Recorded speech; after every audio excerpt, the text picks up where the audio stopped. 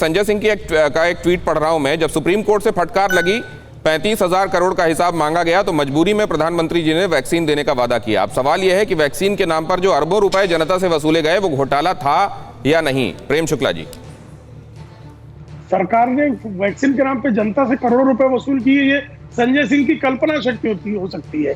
सरकार का एक एक पैसे का पिछले 7 वर्षों में एक भी घोटाला नहीं हुआ। नहीं तो 2G, 3G, जीजा जी, सोनिया जी, उनकी बहन जी सब लूट के ले ही जा रही थी ना इस देश को। आदरणीय मोदी जी के कार्यकाल में सुप्रीम कोर्ट का हवाला देकर राहुल गांधी ने झूठ बोला, चौकीदार को चोर तक कहा, लेकिन जाकर माफी मांगनी पड़ी। तो आपके पास आऊंगा आपके पास, अभी आपकी आवाज नहीं ले पा रहे हैं। आदरणीय मोदी जी के कार्यकाल में जिस तरह से पारदर्शिता से, ईमानदारी से, भ्रष्टाचार पर जीरो टॉलरेंस के साथ काम हुआ है, उसी के कारण तो कांग्रेस के लोग छटपटा रहे हैं। ठीक है। अभय दुबे जी से जवाब ले लीजिए और डॉक्टर राजू व्यास उसके फौरन बाद आपके पास आ रहा हूं। वक्त खत्म हो रहा है, जवाब ले लें। अभय दुबे जी, देखिए, पीएम केयर्स में हजारों करोड़ रुपए इकट्ठा किया, आरटीआई के कानून से बाहर कर दिया, कंपनी एक्ट में से, रिट्रोस्पेक्टिव इफेक्ट में से बाहर कर दिया, हिसाब नहीं देना चाहते। उसके जो वेंटिलेटर्स खरीदे, भाजपा शासित राज्यों ने तक चिट्ठी लिखी कि प्रधानमंत्री जी वो बिल्कुल काम के नहीं है। सारे राज्यों ने लिखी, प्रधानमंत्री जी ऑडिट कराना चाहते हैं, उसकी इंक्वायरी कराना नहीं चाहते।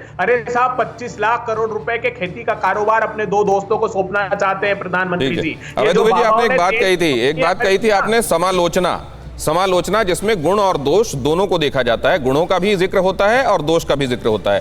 कोई गुण दिखाई दिया क्या, वो जानने के लिए मैं आपके पास आऊंगा, लेकिन मैं जरा राजू व्यास जी से समझ लेता हूं। राजू व्यास जी, कोई ऐसी बात, क्योंकि अब जाहिर है वो लोग भी सुन रहे हैं जो मॉडलिटीज पर काम करेंगे, कोई ऐसी बात जिस पर आप जोर देना चाहते हो?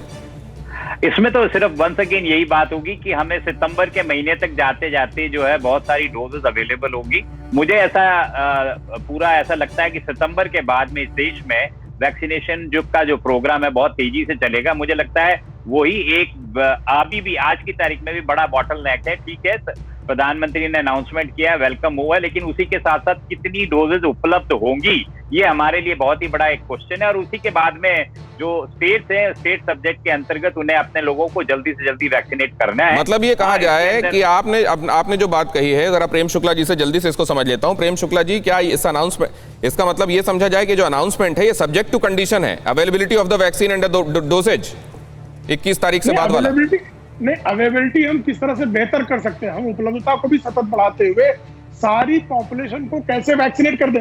ये कोई कांग्रेस की सरकार थोड़ी 6 दशक लगा देगी साहब, 6 महीने में सारे लोगों को वैक्सीन लग जाएगी। ये कांग्रेस की कुकर की सरकार नहीं है। अब अभय दुबे जी, समालोचना की बात मैं कर रहा था, कोई गुण?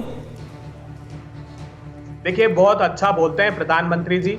जब देश मुसीबत में होता है तो भाग जाते हैं, और जब अनुकूल परिस्थितियां होती तो टीवी पर, दूरदर्शन पर दर्शन दे देते हैं। प्रधानमंत्री जी, इससे बाज आइए, वास्तविकता के धरातल पर सरकार काम करे और जो कहा है वो करके बताइए। वैक्सीनेशन के अलावा कोई रास्ता नहीं है हिंदुस्तान के पास।